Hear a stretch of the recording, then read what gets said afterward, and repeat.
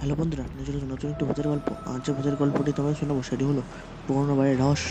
তো দেরি না করে ভিডিও শুরু করা যাক। সুমন ও তার বন্ধুদের নিয়ে পুরনো এক বাড়িতে ঘুরতে গেছিল। বাড়িটি ছিল শহরের বাইরে, অনেকটা নির্জন জায়গা। সেখানকার স্থানীয় মানুষরা বলতো বাড়িটি নাকি ভূত আছে। সুমনের বন্ধু ছিল ভূতের গল্পের ভক্ত, তাই তারা ঠিক করলো এক রাতে সে বাড়িতে কাটাবে। এক রাত, গভীর রাত হতেই বাড়িটা যেন আরো অদ্ভুত হয়ে উঠল। বাতাসের মধ্যে শিশির ভাব, চাঁদের কড়িকাঠে যেন কারো পায়ের আওয়াজ, আর দরজার কপাটগুলোর কেমন যেন শব্দ।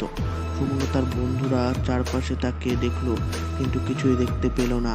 তারপর তারা বসে গল্প করতে শুরু করলো, কিন্তু হঠাৎ এক কক্ষ থেকে অদ্ভুত আওয়াজ এলো। তারা সবাই সাহস করে সেই কক্ষে ঢুকলো।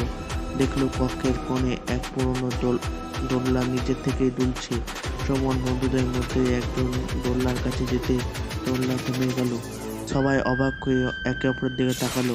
ঠিক তখনই তারা দেখলো কক্ষের এক কোণে এক অদ্ভুত ছায়াটি যেন ধীরে ধীরে বড় হতে লাগলো। হঠাৎ করে সেই ছায়া একটি মানুষের আকার নিল। সবাই ভয়ে জমে গেল। কেউ কিছু বলার আগেই সেই ছায়া চিৎকার করে উঠলো, তোমরা কেন এখানে এসেছো, চলে যাও। সুমন আর তার বন্ধুরা তখনও দৌড়ে বাড়ি থেকে বেরিয়ে এলো।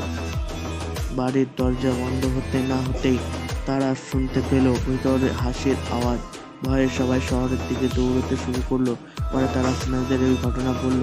তখন একজন বুড়ো মানুষ বলল, ওই বাড়িতে বহু বছর আগে এক পরিবার বাস করত, কিন্তু এক রাতে সবাই অদ্ভুতভাবে মারা যায়। তারপর থেকে কেউ ওই বাড়িতে কাছে যায় না। সুমন ও তার বন্ধুরা তখন বুঝলো তারা সত্যি ভূতের সম্মুখীন হয়েছিল। সেই রাতের পর তারা আর কখনো সেই পুরনো বাড়িতে কাছে যায়নি।